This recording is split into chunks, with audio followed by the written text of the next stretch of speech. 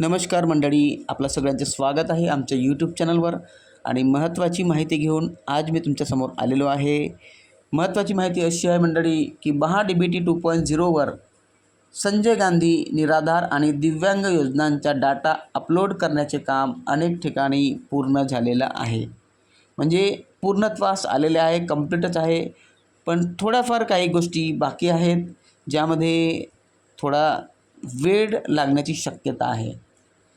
संजय गांधी दिव्यांग पेन्शनबाबत जी-आर पण आलेला आहे. तुम्हाला सगळ्यांना माहीत आहे 29 तारखेला जी-आर आलेला आहे दिव्यांग पेन्शनबाबत. आणि असा नियम आहे की जी-आर झालं की त्याच्या 4 ते 5 दिवसामध्ये पेन्शनची तयारी सुरू होऊन जाते. आणि तयारी पण झालेली आहे मंडळी, काही तयारी बाकी नाही आहे, सगळं झालेलं आहे. परंतु एकच अडचण आहे की महा-डी-बी-टी 2.0मध्ये डाटा अपलोड होऊनही काही तांत्रिक बाबीमुळे काम अडकलेलं आहे. आणि जेव्हा ते काम कंप्लीट होईल लगेच पेन्शन वाटपास सुरुवात होणार आहे. तुम्हाला सगळ्यांना माहीत आहे जी-आर पण आलेला, तो जी-आर तुमच्या समोर आहे मंडळी, पाहू शकता. आणि जी-आरनुसार पेन्शन वाटपाची तयारी पण झालेली आहे आणि लवकरच पेन्शन तुमच्या खात्यामध्ये येणार आहे मंडळी. पण हीच अडचण आहे की महा-डी-बी-टी 2.0वर काही डाटा अपलोडचं थोडंसं म्हणजे तांत्रिक काम बाकी आहे. बाकी सगळं झालेलं आहे, सगळ्या जिल्ह्याचा डाटा अपलोड झालेला आहे. पण तांत्रिक बाबी काही असतात त्याची सुरुवात पण झालेली आहे आणि लवकरच आनंदाची बातमी येणार आहे. आणि ज्या दिवशी त्या तांत्रिक बाबी कंप्लीट होतील लगेच 2-3 दिवसाने पेन्शन वाटप सुरू होऊन जाईल. याचा अर्थ असा आहे की लवकरात लवकर पेन्शन वाटप होणार आहे मंडळी. पण दुसरी एक अडचणीची गोष्ट आहे की तहसील ऑफिसमध्ये नोटीस बोर्ड लिहिलेला आहे की 15 तारखेपर्यंत डाटा अपलोडचं काम सुरू असल्यामुळे पेन्शन वाटप बंद आहे आणि त्याचप्रमाणे ऑफिस पण बंद आहे. तर ही एक अडचण आहे. म्हणजे 15 तारखेशिवाय होऊ शकते, सरकार काही करू शकत नाही. पण कदाचित सांगता येत नाही. जर 15च्या अगोदर जर डाटा अपलोडचं काम झालं तर लवकरात लवकर 5 ते 7 दिवसामध्ये पेन्शन वाटपाची कारवाई सुरू होणार आहे. जर अपलोडचं काम सुरू झालं तर त्यांनी जे 15 तारीख दिलेली आहे ती जास्तीत जास्त दिलेली आहे. ऐकून घ्या माझी गोष्ट, जास्तीत जास्त दिली आहे म्हणजे मॅक्झिमम डेट दिली आहे.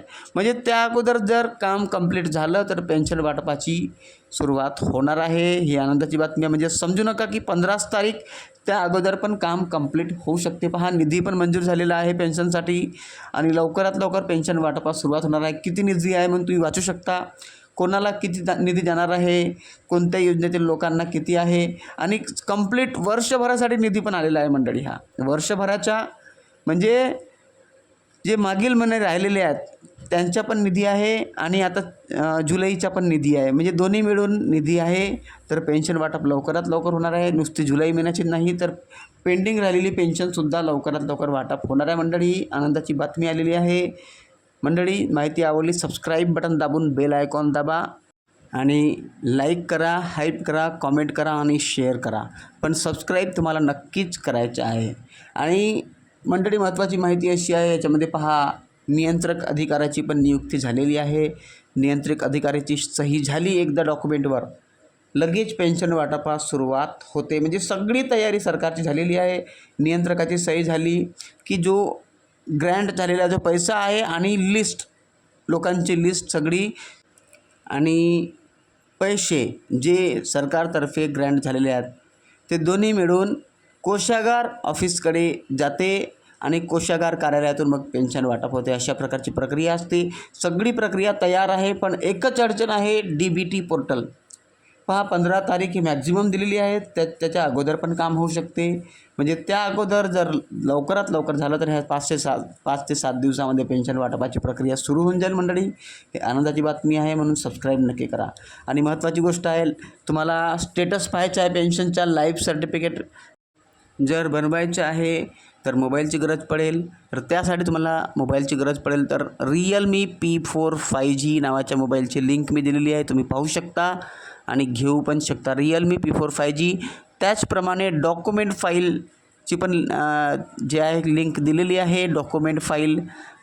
त्या लिंकवर जाऊन तुम्ही घेऊ शकता, जेणेकरून तुम्ही आपले डॉक्युमेंट कागदपत्र ठेवू शकाल. थँक्यू.